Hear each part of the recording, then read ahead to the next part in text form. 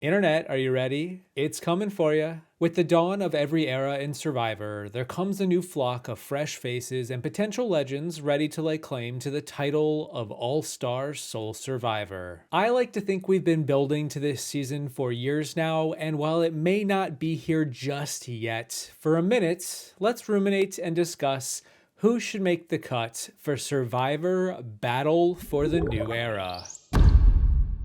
That's right, an all-star season featuring only players from seasons after Winners at War. As of right now, that's seasons 41 to 46. Each season will get its representatives in equal measure, and because this is the new era, we're gonna have 3 tribes with 6 players each. 18 players in total, and each season gets 3 people to represent it. And if I was really bothered with the details, I would probably cast each tribe with 1 player from each season, but we don't need to go that far. Just that out of the gate, no player is playing with someone from their original season, and that prospect sounds pretty juicy. It kind of works, and I kind of wish it was happening for Survivor 47, but who knows? Maybe 47 is an all-timer, and we'll keep this fantasy season in the oven a little longer. And before I get to the cast, I also want to give a shout out to Pump Smash for creating this logo for this hypothetical season. They've created a lot of the logos for my hypothetical seasons, and honestly, CBS, if you're watching right now,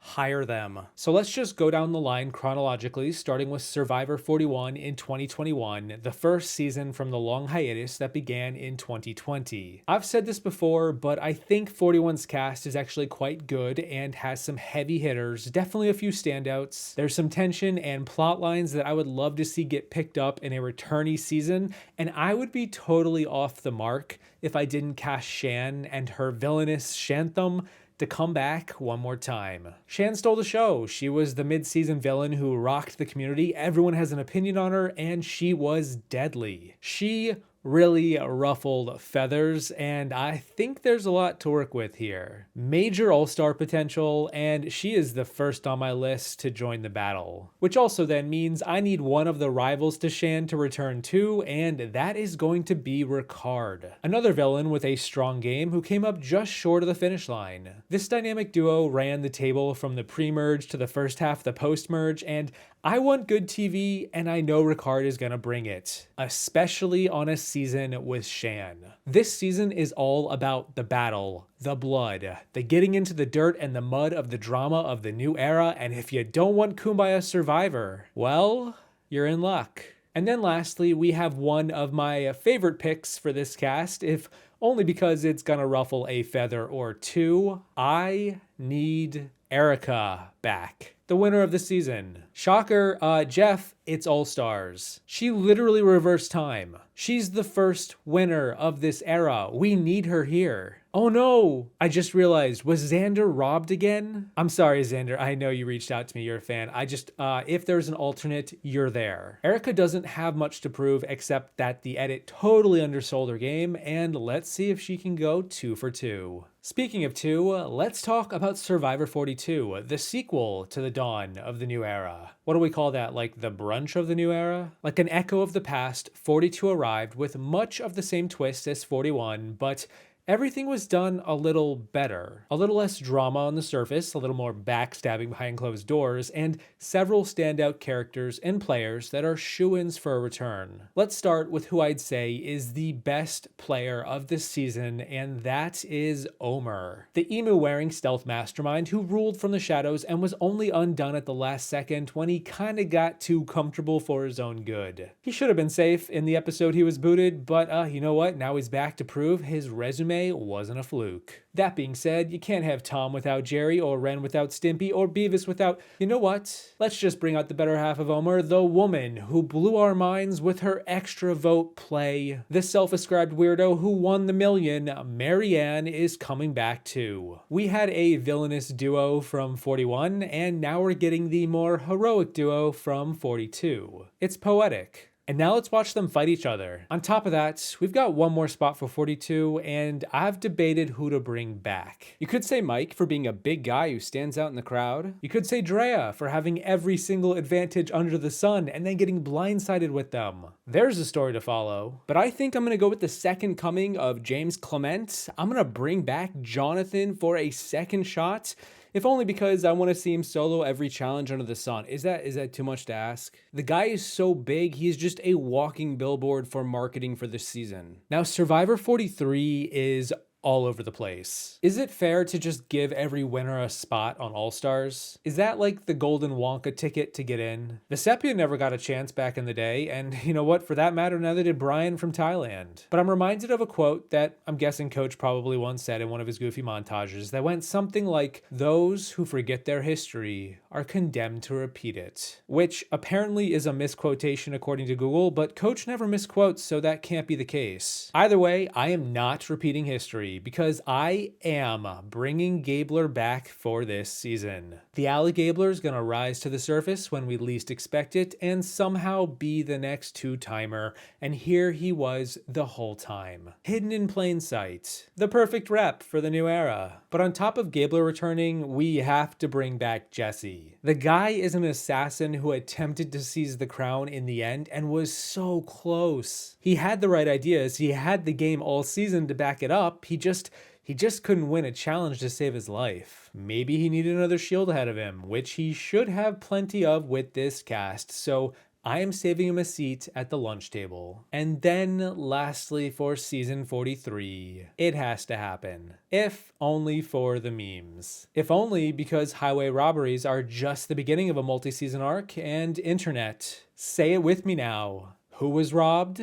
Xander was robbed. Oh, wait, sorry. No, wrong season. Weird how that happened. Cassidy was robbed. I was shocked she didn't win, and I get why now. But now she's really got a score to settle coming into this season hot, and I want to enable that storyline. She is sly as a fox and a dark horse to win. All the animal metaphors out there. She is the third rep for this cast. Survivor 44 is a funny one to consider. The season's storyline featured a strong trio in the purple Tika 3 players, and then everyone else was just a little less pronounced, let's say. We had some fun characters like the Matt and Franny showmance turned romance, or Danny, the guy itching to blindside someone with a big move, or even Kane, the Canadian who Bruce name dropped one season later. Oh yeah, and Bruce started here too. You either die a hero or you live long enough to return one season later and become the running gag. And while he's probably the most qualified of the bunch to talk about returning player status, he's kind of already got his second shot, and I'm not sure I need a third act to his story when I think the answer to who's returning from 44 is pretty damn obvious. Jam Jam, Carolyn, and Carson are easy picks. Like wondering who's gonna get into that second chance cast between Joe, Spencer, and Brad Culpepper. Actually, can I have a redo on that one, Jeff? Regardless, it's Double O Jam back again, and he's back again with the biggest character on his season, Carolyn, who I am so excited to see return, even though this season isn't even happening. And the astronaut man himself, Carson, is coming along too, much like Jesse or Omer or Ricard. He was this close to taking the win, and I want to see if he can repeat that game with an even stronger group. While 44 was the easiest season for me to pencil in, let's take a look at Survivor 45. Now, I have been following a trend with the winners all being included. Dare I just cast all 6 of them and then put them on the same tribe? I am kind of a madman and I almost want to do it, but you know what? Either way, whether we do that or not, I am putting Dee on this season, if only because she's one of the best players of this era of Survivor, bar none. A physical, social, and strategic triple threat. She played such a well-rounded game, and she's not afraid to stir the pot and eat your rice when you're not looking either. The best of both worlds, and I need the best players in the fray. And you can't not have a battle without a shot ringing out in the night to start it off. The shot in the dark heard around the world. I've got Caleb from the Lulu tribe back again, and let's see if his lucky golden aura radiates a little stronger in round 2. Caleb was such a threat, the entire cast wrote his name down at the merge, and he was one Katura vote away from potentially going somewhere, and odds are Katura isn't my third pick, so he really doesn't have much to worry about now. Other than the rest of the cast anyway. Caleb is back as my second rep for 45. And my last rep here is up in the air. I already talked about Bruce and why I'm not picking him. I could go for another guy, but because I am trying to keep the guy-girl ratio equal, If I do go with, say,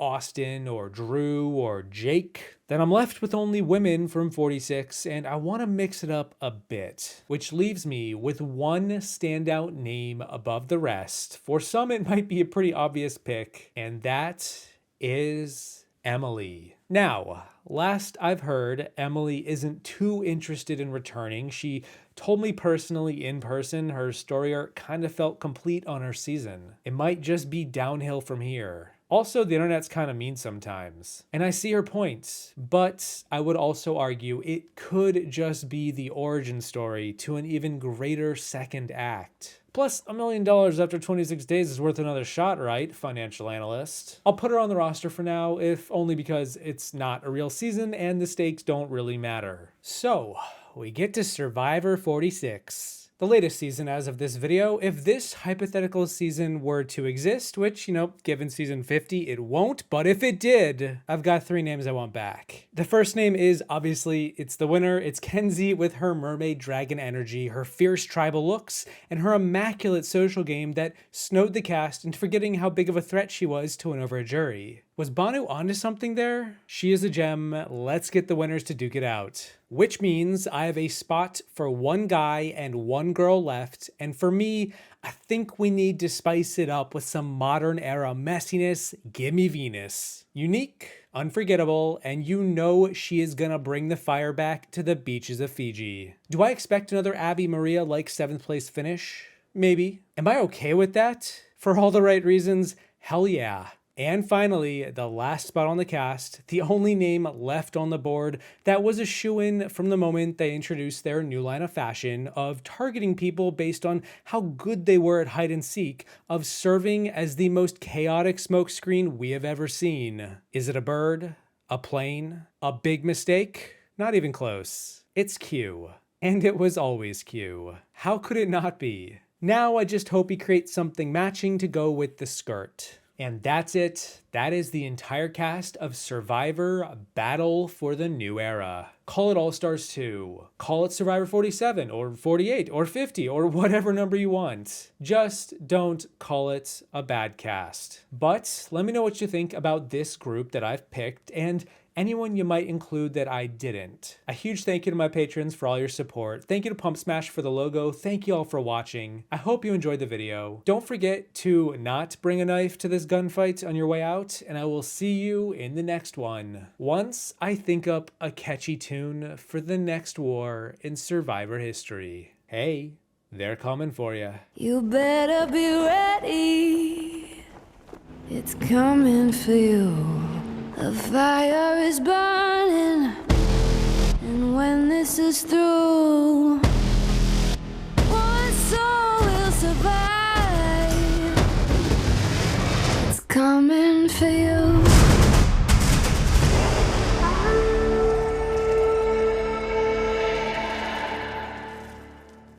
Whoa! Sorry. Whoa.